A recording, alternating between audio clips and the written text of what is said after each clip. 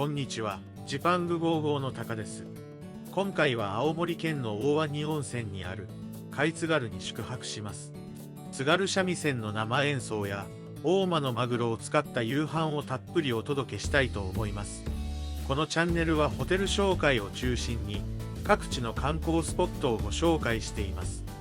動画作りの励みになるので、チャンネル登録、高評価いただけると嬉しいです。それでは早速ご紹介していきたいと思います。海津軽は青森空港から車で40分ほどの距離です。800年以上の歴史を持つ大鰐温泉にあります。最寄りの駅からは送迎バスも出ています。予約が必要なので、電車で訪れる際は公式サイトから確認してみてください。館内に入ると障子で区切られた廊下がロビーまで続いていました。違う世界に入っていくようでワクワクしますね。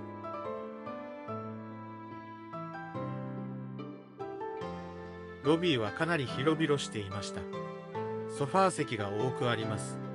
夜にはここで津軽三味線の生演奏があります。特に予約は必要なく鑑賞することができます。外にはテラス席もあり、池と風鈴を見ることができました。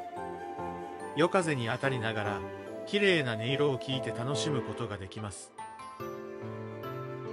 売店には青森の名産のお土産やドリンクが販売していました。ロビーの横にはコーヒーが自由に飲めるようになっています。デカフェがあるのも嬉しいですね。それでは早速部屋に向かいたいと思います。部屋に入ると津軽で有名なこぎん刺しやその模様を模した絵が壁に描かれていました。お部屋は広々していますね。枕元にもコンセントがあり便利でした。部屋にはソファーもあり、オブジェにはこぎん模様があしらわれています。電話と本、ティッシュに空気清浄機もありました。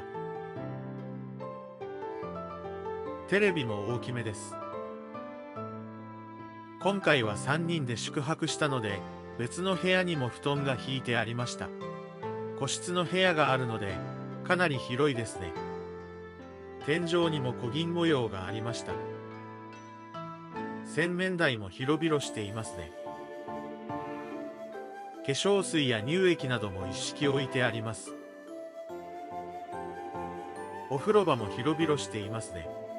大浴場があるので、あまり使わなそうです。トイレも新しめで綺麗そうです。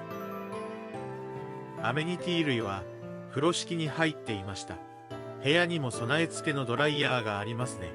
クローゼットも広々していました。明かりがつかないので少し暗めでしたね。パジャマも用意されていました。お茶のセットもありました。生姜湯と青森らしいリンゴティーもありました。湯飲みもありますね。冷蔵庫には有料ですがドリンクもありました。値段はビールが440円です。障子にもこぎん模様があしらわれていました。外は庭のようになっており、景色が見れるようになっています。机には津軽のお菓子、リンゴバターのラスクが置いてありました。部屋まではスタッフが荷物を持って案内してくれました。今回はこちらのお部屋に1泊します。大人1人朝夕食付きで27,000円です。早割を使っているので少し安くなっていますが、値段から考えるとお高めの宿ですね。部屋は比較的広く、こぎん刺し模様があしらわれていて、趣がありましたね。ご当地の体験ができるご当地楽では、津軽三味線の生演奏とこぎん刺し体験ができます。それでは館内の案内をしたいと思います。各階のフロアには外を見れる休憩スペースもありました。複数サイズのパジャマも置いてありました。先ほどご紹介した通り、ロビーでは津軽三味線の生演奏を聴くことができます。トラベルライブラリーでは本を読んだり、こぎん刺し体験ができます。ここにもお土産が販売していました。本の量は多くなかったですが、津軽や旅行系の本がありました。小銀刺しは糸と針を取って自由に体験できるようになっていました。小銀刺しは津軽地方で受け継がれている刺繍です。いろんな色を選ぶことができました。小銀刺しの模様は3種類から選べました。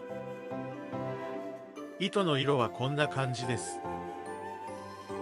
模様の穴が開いた付箋を手順に沿って糸を通していきます。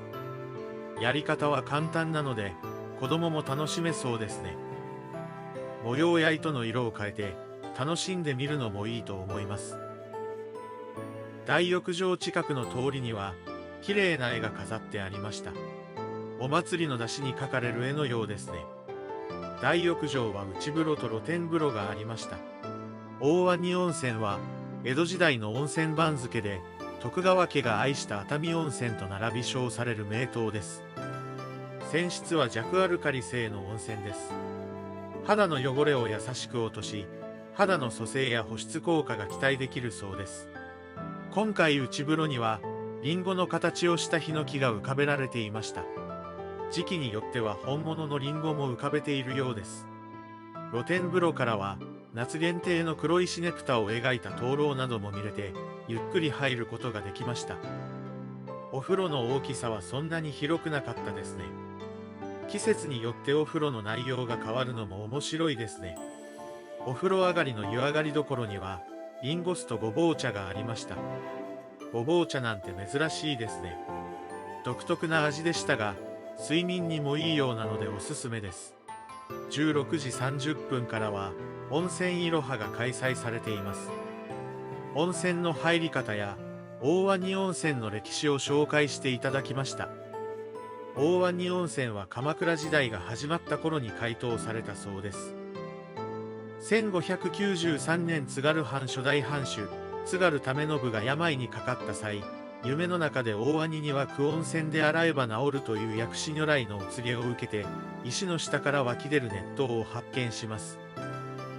この話は湯田和石伝説として地元の人に親しまれているそうです。江戸時代の温泉番付もいただきました。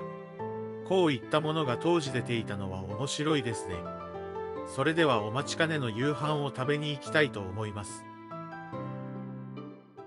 夕食会場はロビーの2階になります。今回の夕食は通常プランから5100円追加料金を払い、大間のマグロ尽くしに変更しました。会場は半個室と外が見渡せる席がありました。私は半個室に案内されました。夕飯のラインナップはこんな感じです。マグロを使った料理が所狭しと用意されていますね。ドリンクもリンゴジュースの飲み比べや日本酒飲み比べなどがありました。他にもビール、日本酒、ウイスキー、白ワインや赤ワインにスパークリングワイン、ソフトドリンクがあります。日本酒を注文したら綺麗なガラス細工の器で提供されました。先付けはマグロとウニのあられ和えです。マグロとウニがよく合っていましたね。以前からご紹介している通り、貝の先付けは各地のご当地の品を提供しています。そしてこちらが大間のマグロを使った握り寿司、刺身の中トロと赤身です。色が綺麗な赤色をしていますね。お醤油はハケを使ってマグロに塗ります。なかなかハケで塗るのも珍しいですね。味はとろけるようでかなり美味しかったです。わさびとよく合い、脂が乗っていました。有名なだけありますね。続いてはマグロの香煎揚げと野菜の天ぷらです。カリッと揚げてあり美味しかったです。ただ個人的には生のマグロの方が好きですね。続いてはマグロのねぎま鍋です。マグロの削り節とマグロで出汁を取ったおつゆで一緒に煮て楽しみます。初めて食べるお鍋でしたが結構いけますね。しゃぶしゃぶのようにマグロは少し色が変わるぐらい煮ます。他のお野菜やだし汁とよく合い、とても美味しかったです。マグロは生で食べる機会が多いですが、こういった鍋で食べても美味しいんですね。マグロの鍋の後はご飯が用意されました。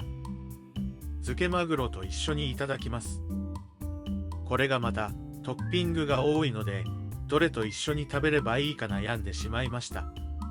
漬物なども美味しく、これだけでご飯が食べれてしまいますね。マグロのしょっぱさとご飯がまたよく合いました。先ほどのお鍋で使った汁も残してくれており、ご飯にかけてお茶漬けのようにして食べるやり方も紹介してくれました。贅沢な食べ方ですね。締めのご飯としては最高の食べ方だったと思います。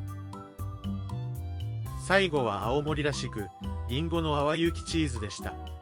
アイスのように見えますが、ムースのようなチーズケーキでした。りんごとよく合い、美味しかったですね。刺身、揚げ物、鍋、丼とマグロをふんだんに使ったコースでした。5100円と少しお高めのアップグレードですが、気になる方は注文してみてください。今日は大雨でしたが、先ほどのテラスには明かりが灯り、幻想的な姿になっていました。それでは津軽三味線の生演奏を聴きに行きたいと思います。開始の30分前くらいでは誰もいなかったので、前の席で見たい方は、それくらいに来るといいかもしれません。皆さん10分前くらいに集まってきました。それでは演奏をダイジェストでお届けいたします。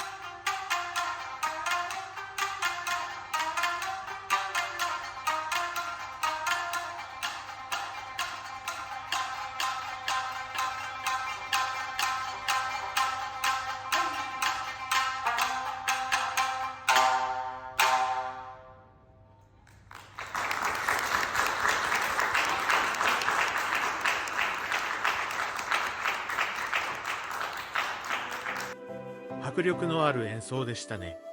演奏の後には桜を弾いてみる体験もやっていました。それでは今日は部屋に戻って休みたいと思います。おはようございます。晴れて気持ちのいい朝になりました。それでは朝食を食べに行きたいと思います。朝食は夕飯会場と一緒でした。量も十分そうですね。青森名物のホタテの貝殻を使った料理もありました。最後に卵を入れて食べるそうです。朝食はお膳で一度に提供されました。焼き魚や卵焼き、ご飯と合いそうな惣菜が多くありました。ホタテも味がにじみ出ていて美味しかったです。最後にご飯にのせるとさらに美味しかったですね。朝食の品数は少なめでしたが、ご飯で結構お腹いっぱいになりました。味はどれも美味しかったです。昨日たくさん食べたので、量はちょうどいいかもしれません。それでは残りを食べてしまいたいと思います。それでは今回の貝津軽、いかがだったでしょうか。津軽を堪能できるお宿でしたね。皆さんも機会があれば宿泊してみてください。今回の動画が少しでも皆さんの旅行に役立てられたら嬉しいです。動画作りの励みになるので、チャンネル登録、高評価、スーパーサンクスをお願いします。最後までご視聴いただきありがとうございました。それではまた次回動画でお会いしましょう。さようなら。